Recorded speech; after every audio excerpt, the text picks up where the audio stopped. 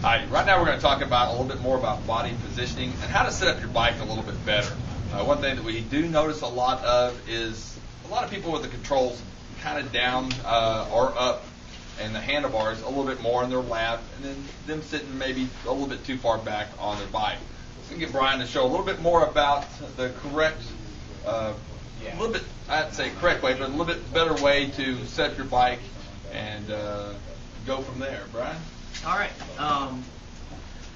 Most important thing as far as actual riding, if your bike, no matter how well your suspension is set up and how good and how tricky your motorcycle is, if you have poor body position and your simple controls are in the wrong positions, you can only achieve so much. Okay?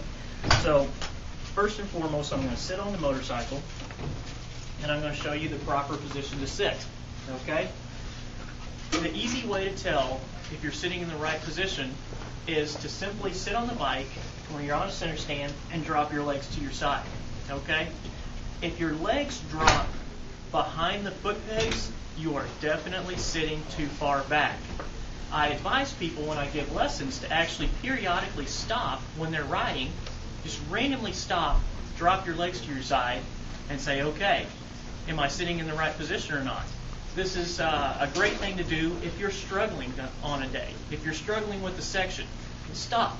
Check that body position. Check where you're sitting, because when you sit too far back, you can see the bike tilts back. It takes weight away from the front wheel. Okay? Modern motorcycles are built to be ridden over the front wheel. Front wheel is what does all your steering. The front brake does the majority of your braking. You must stay forward to keep that front end planted in the ground. As you can see, when I sit with my legs in front of the pegs, it actually is very balanced. The bike doesn't tip forward, the bike doesn't tip back. Okay? So that's the most important thing. This part of the seat back here only has one use. Okay? When I do the Riders for Christ schools and teach all the kids, I always tell them the same thing. I tell them something they'll remember. This part of the seat is for nothing but hauling honeys around in the pits, or for you young ladies for hauling the fellas around in the pits. Okay? This is the only part of the seat that you actually sit on when you ride. The only other thing you would do would be standing. But whenever you sit, this is your spot. Okay? When you're sitting here, you need to have your handlebars in a comfortable position as well. Most people, still to this day, have their handlebars set too far back. It's amazing when I look at new motorcycles that people have just showed up at the race with.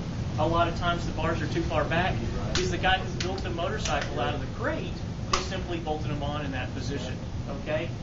Never assume that where the bike comes when you buy it from somebody else or when you pick it up from the dealership, never assume those controls are in the right spot, because the majority of the time they're not.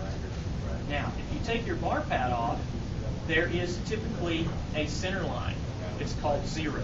Then there are lots of times there's a 1 on each side of it, a 2 on each side of it, and so forth. Okay? That's +1, -1, +2, -2 is what those numbers are.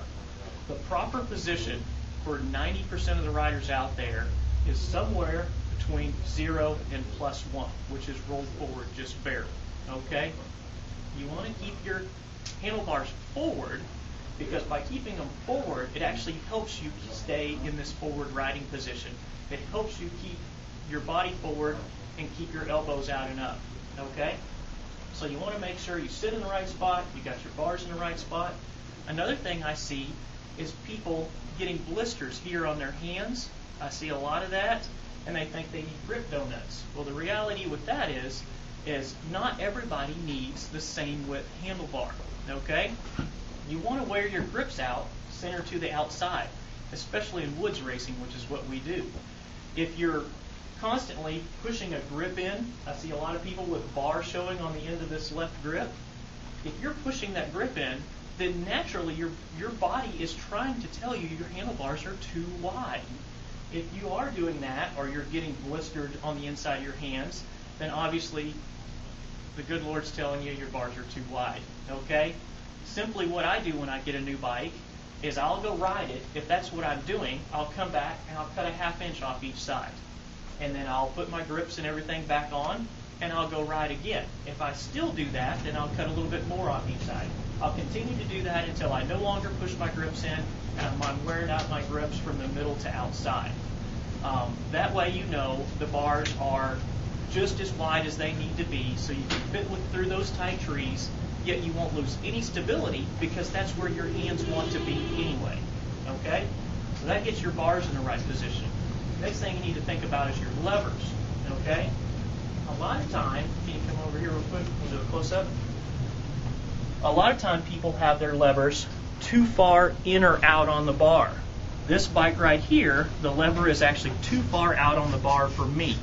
Come take a look right here at the lever. I want a close-up right here. If you put your hand right here and I stick out these fingers, I'm pulling right here. Now I have very little leverage on the lever because of where I'm pulling. So this lever should be moved further in, so I would be pulling on the tip where I have lots of leverage. Makes the clutch pull much easier when you have more leverage. So you want to get your levers in or out in the proper position. Once you've got that, then you want to get the proper height. Okay? You need a position that will work both sitting and standing. Now when you're standing, it's easier to have levers that are low. When you're sitting, it's easier to have levers that are high. But when you ride properly, you use both positions. So you actually need a position that works the best middle of the road you can. These levers are a little bit too high. They're almost level. They should actually be angled down just a little bit. But levers pointed down make it impossible to use them when you're sitting down. Okay? So you'd want your levers to be about where my fingers are now. That's the best neutral position that works for most riders. Okay? So we got rider position, we got handlebars, we got levers. The biggest mistake other than that I see is brake pedal height. Okay? If you're sitting in the proper position, if your brake pedal is too high, which we set this one high to show you, then you literally have to take your foot off the peg to use the rear brake. Now, imagine you're riding through rocks, roots, braking bumps at speed, and you're trying to slow down for a corner.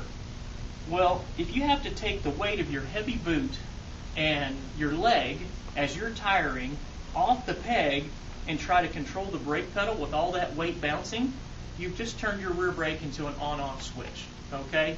You have no control other than you can lock it up. So the reality is you need to lower your brake pedal. All modern motorcycles have an adjustment right here that adjusts where your brake pedal actuates. Modern KTMs have one more adjustment that's actually behind that adjusts where the pedal's sitting when you're not stepping on it. Okay? But you need to figure out where your pedal needs to be so you can actually use it without taking the weight off the peg. If you get it lower, you can keep your weight on the peg and then just tilt your foot to actuate the brake. You'll have much more control over your rear brake if you keep it lower and have some slack in it so you can control it. Other than that, keep your elbows out and up. Stand up when you go through the rough stuff. Ride with confidence. Always believe you can do it. If you have proper body position, you have proper bike setup, and you have confidence, you'll be amazed what you can accomplish.